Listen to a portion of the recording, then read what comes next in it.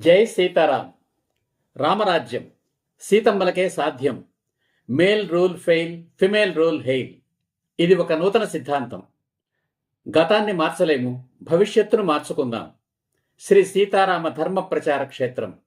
ఇది ఒక నూతన సైద్ధాంతిక ఉద్యమం. ఇది ఒక నూతన సైద్ధాంతిక ఉద్యమ ఛానల్. ధనాన్ని ఓడించి బంధాలను గెలిపించడమే ఈ ఉద్యమ ధ్యేయం, ఈ ఛానల్ ప్రయత్నం. ఈ ఉద్యమంలో ఇది 16వ వీడియో.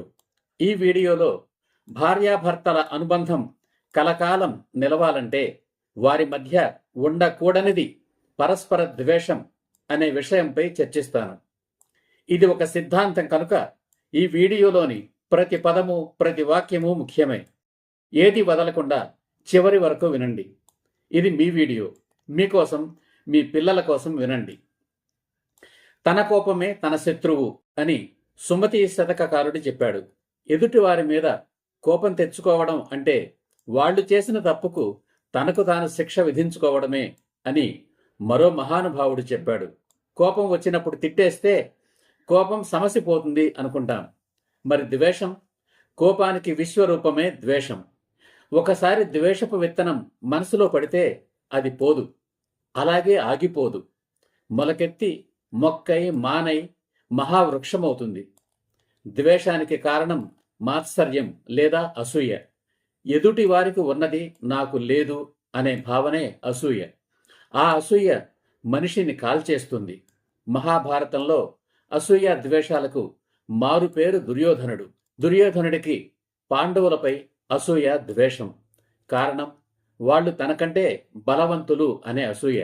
ఆ అసూయ ద్వేషాలు దుర్యోధనుడి చివరి శ్వాస వరకు సమసిపోలేదు. నానాటికి పెరిగి అతనిని సర్వనాశనం చేశాయి. అతని వంశాన్నే నిర్వంశం చేశాయి. ఒక తల్లికి ఒక తండ్రికి పుట్టిన అన్నదమ్ముల్లోనే ఆస్తి కోసం అసూయ ద్వేషాలు పుడుతున్నాయి. మరి అన్నదమ్ముల పిల్లలైన కౌరవులకు పాండవులపై అసూయ ద్వేషాలు ఉండడంలో ఆశ్చర్యం లేదు. మరి జీవితాంతం కలిసి బ్రతకవలసిన భార్యాభర్తల మధ్య ద్వేషం ఏమిటి? ఇది నిజమేనా అనిపిస్తుంది. వినడానికే ఆశ్చర్యం కలిగిస్తుంది.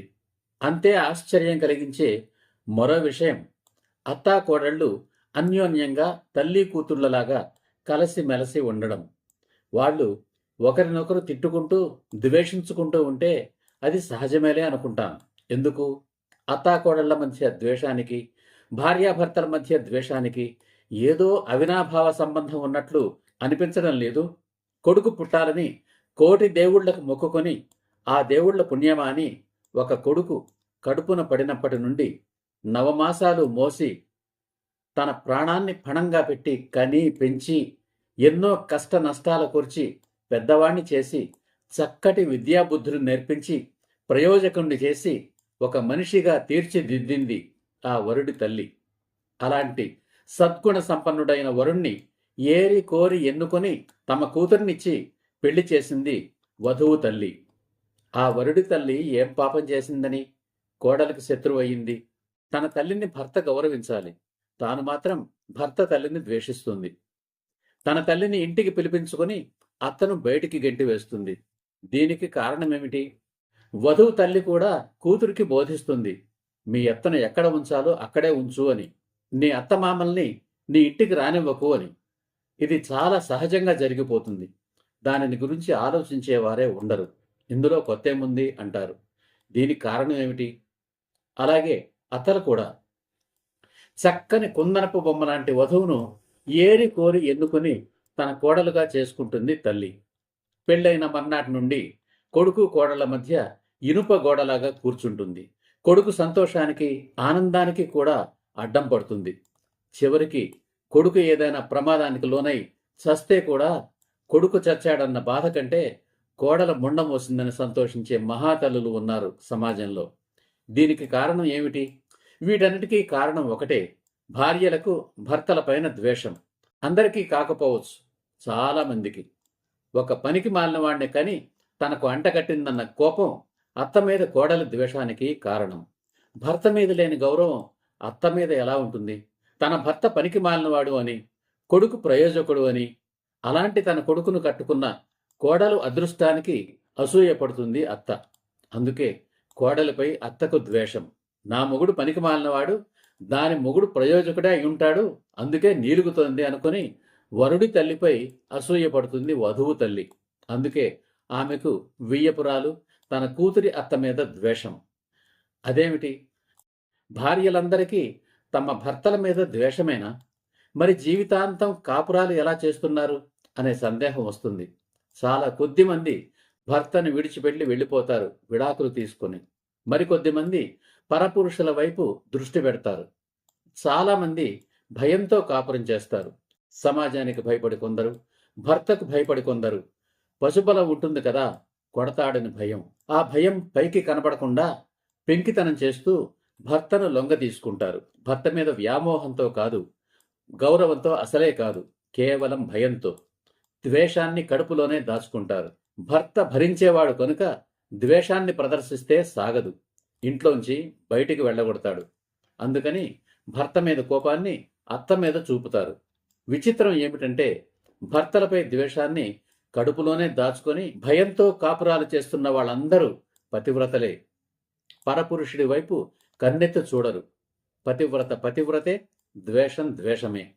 ఇది ఈనాటిది కాదు, తరతరాలుగా వస్తోంది. ఇది నమ్మశక్యం కాని నిజం, నిప్పులాంటి నిజం. అసూయ పుట్టి ఆడది పుట్టింది అంటారు. అసూయ ఎవరి మీద? పక్కింటి ఆవిడ మీద అసూయ వల్ల తనకు ప్రయోజనం ఏమిటి? ఇతరులకు నష్టం ఏమిటి? ఏమీ లేదు. అయిన వాళ్ల మీద అసూయ వల్లనే అందరికీ నష్టం. అలాగే ఆడవాళ్లకు ఆడవాళ్లే శత్రువులు అని కూడా అంటారు. శత్రుత్వం ఎవరి మీద? పక్కింటి ఆవిడ మీద శత్రుత్వం వల్ల తనకు ప్రయోజనం ఏమిటి? ఇతరులకు నష్టం ఏమిటి? ఏమీ లేదు. అయిన వాళ్ల మీద శత్రుత్వం వల్లనే అందరికీ నష్టం. ఎందుకు శత్రువులు అవుతారు? అసూయ వల్ల. తన భర్త తప్ప ప్రపంచంలోని పురుషులందరూ ప్రయోజకులే అనే అసూయ వల్ల అలా జరుగుతోంది. భర్త మీద భార్యకు ద్వేషం. మరి భార్య మీద భర్తకు వ్యామోహం ఎలా ఉంటుంది? తన తల్లిని ద్వేషించే భార్యపై భర్తకు వ్యామోహం ఎలా ఉంటుంది? మొదట్లో భార్య మీద వ్యామోహం ఉన్నా అది కాలక్రమేణా ద్వేషంగా మారిపోతుంది. కానీ భార్య అవసరం. ఒకవేళ భార్య తనను వదలిపోతే సమాజంలో తన పరువు పోతుంది. అమ్మను దూరం చేసుకున్నా పర్వాలేదు, అమ్మకు నాన్న ఉన్నాడు కనుక భార్య మీద ద్వేషం ఉన్నా ఆ ద్వేషాన్ని ప్రదర్శించకుండా అలాగే జీవితాన్ని నెట్టేస్తాడు భర్త. అలా ద్వేషంతో, భయంతో చాలామంది భార్యాభర్తలు జీవితాలు గడిపేస్తున్నారు, పరస్పర వ్యామోహం లేకుండానే. దాని ఫలితాలే రెండవ సెటప్పులు, చిన్న ఇళ్ళు, వెలయాళ్ళు, సిగరెట్లు, తాగుళ్ళు, మాదక ద్రవ్యాలు, జూదాలు వంటి దురలవాట్లన్నీ. భర్తను గౌరవించే భార్య అతనికి జన్మనిచ్చి ప్రయోజకుడిని చేసిన అత్తపై ద్వేషం ఎందుకు పెంచుకుంటుంది? నిన్నటి వరకు ఎవరో కూడా తెలియని వియ్యపురాలు తన కూతురు అత్త తనకు ఏ కారణం చేత శత్రువయ్యింది? కోరి తెచ్చుకున్న కోడలు నట్టింట్లో అడుగు పెట్టగానే అత్తకు శత్రువు ఎలా అయ్యింది? ఇవన్నీ యక్ష ప్రశ్నలు, $1,000,000 క్వశ్చన్స్. ఒకటి మాత్రం సుస్పష్టం, ఎంతోమంది భార్యలకు తమ భర్తల మీద ద్వేషం. అది ఎందుకు, ఏమిటి అనేది ఎవరికి వారే తెలుసుకోవాలి. రోగం ఏమిటో తెలిస్తే మందు ఏమిటో తెలుస్తుంది. మరి ప్రపంచంలోని స్త్రీలందరూ దేవతలు అనే సిద్ధాంతం సంగతి ఏమిటి? ఖచ్చితంగా ప్రపంచంలోని స్త్రీలందరూ దేవతలే. కానీ తాము దేవతలమనే విషయం వారికి తెలియదు. వారి అమాయకత్వం వారిని తెలుసుకోనివ్వదు. అందుకే వారు దేవతల్లా ఆలోచించలేకపోతున్నారు. అందుకే పెళ్లి అయిన తరువాత భర్త తరపు వాళ్ళందరినీ అతనికి దూరం చేయడమే తమ ధ్యేయంగా పెట్టుకుంటున్నారు. అన్నదమ్ముల మధ్య, తండ్రి కొడుకుల మధ్య తగవులు పెట్టి ద్వేషాలను రగుల్చుతున్నారు. ఆ కుటుంబాన్ని విచ్ఛిన్నం చేసి బలహీనపరుస్తున్నారు. కుటుంబాలు బలహీనపడితే మొత్తం సమాజమే బలహీనపడుతుంది. అంతిమంగా దేశమే బలహీనపడుతుంది. ఇక్కడ ఒక విచిత్రాన్ని చూస్తాం. కొడుకు కూతురు ఉన్న తల్లి తన వియ్యపురాలు తనను బయటికి గండించినట్లు తన కూతురి అత్తమామలను వారి కొడుకు ఇంటి నుండి బయటికి గంటించేసి కూతురి ఇంట్లో తిష్ట వేస్తుంది. మా అల్లుడు చాలా మంచివాడు, చక్కగా తన భార్య మాట వింటాడు. నా కొడుకే పనికిమాలినవాడు, వాడి పెళ్ళం ఎలా ఆడిస్తే అలా ఆడతాడు అన్నదట ఓ తల్లి. అది సామెత. కొడుకులు లేకపోయినా కూతుళ్లను మాత్రమే కన్న తల్లి మహారాణి కంటే గొప్పది. ఆమె జీవితం పూలపాన్పు. మరి కొడుకుల్ని మాత్రమే కని కూతుళ్ళు లేని తల్లి ఏం చేస్తుంది? రోడ్డున పడుతుంది, బజారున పడుతుంది, వృద్ధాశ్రమంలో పడుతుంది. తాను సంతోషంగా ఉండాలి, తన కూతురు అత్త నాశనం కావాలి. తన కూతురు సంతోషంగా ఉండాలి, తన కోడలు నాశనం కావాలి. తన తల్లి సంతోషంగా ఉండాలి, తన అత్త నాశనం కావాలి. తాను సంతోషంగా ఉండాలి, తన వదిన నాశనం కావాలి. తన అక్క చెల్లెళ్ళు సంతోషంగా ఉండాలి, తన భర్త అక్క చెల్లెళ్ళు నాశనం కావాలి. తన అన్నదమ్ములు కలిసిమెలిసి సంతోషంగా ఉండాలి, తన భర్త అన్నదమ్ములు తన్నుకుంటూ నాశనం కావాలి. తన అన్నదమ్ములు తమ తండ్రిని గౌరవించాలి, తమతో ఉంచుకోవాలి.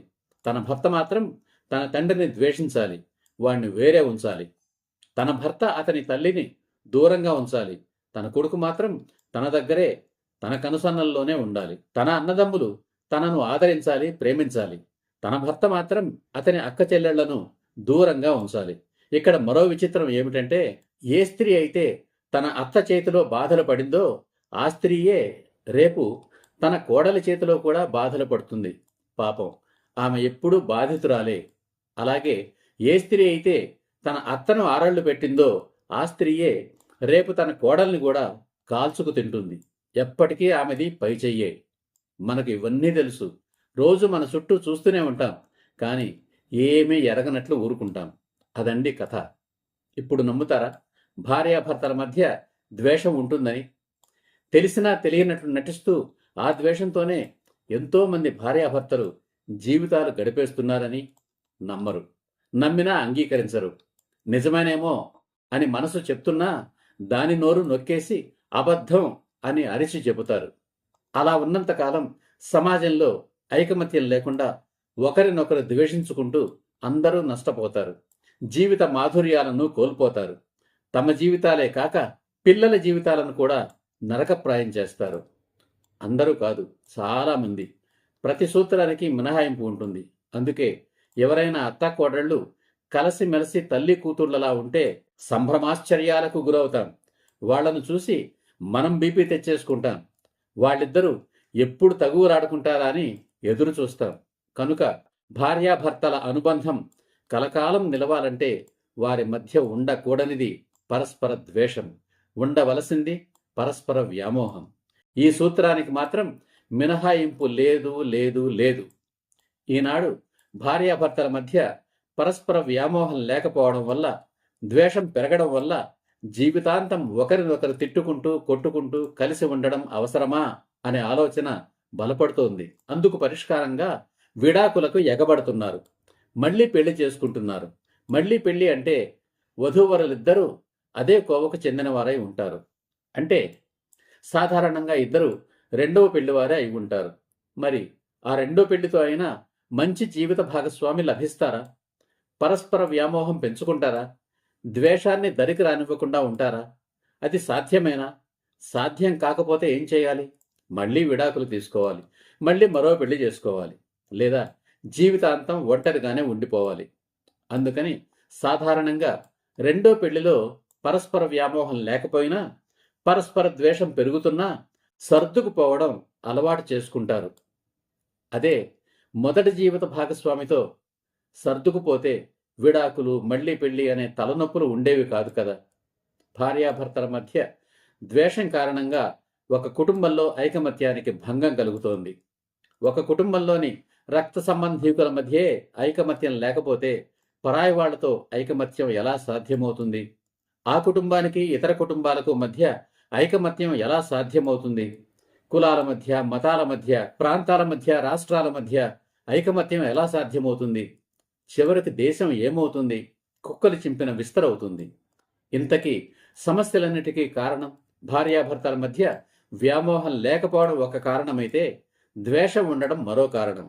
మరి పరిష్కారం ఏమిటి? భార్యాభర్తలు పరస్పరం వ్యామోహం పెంచుకోవాలి, ద్వేషాన్ని తెంచుకోవాలి. అందరూ కలిసిమెలిసి ఐకమత్యంగా ఆనందంగా ఉండాలి. సర్వే జనా సుఖినో భవంతు. ఈ వీడియో నచ్చితే ఈ ఉద్యమంలో పాలు పంచుకోండి. పాలు పంచుకోవడానికి మీరేమీ రోడ్లెక్కక్కర్లేదు, ధర్నాలు చేయక్కర్లేదు. వెంటనే లైక్ చేయండి, సబ్స్క్రైబ్ చేయండి, మీ బంధుమిత్రులందరికీ షేర్ చేయండి. లైక్ చేయించండి, షేర్ చేయించండి, సబ్స్క్రైబ్ చేయించండి. ఈ ఉద్యమంలో భాగస్వాములైనట్లే. తరువాతి వీడియోలో వివాహానికి యుక్త వయసు ఏది అనే విషయాన్ని చర్చిస్తాను. మరో ముఖ్యమైన విషయం, ఈ వీడియో కేవలం శ్రీరాముని దైవంగా నమ్మే హిందువుల కోసం, శ్రీరాముని దైవంగా నమ్మని హిందువుల కోసం కూడా, మహిళామ తల్లుల శ్రేయోభిలాషులు ఎవరైనా వారందరి కోసం. జై హింద్, జై సీతారాం.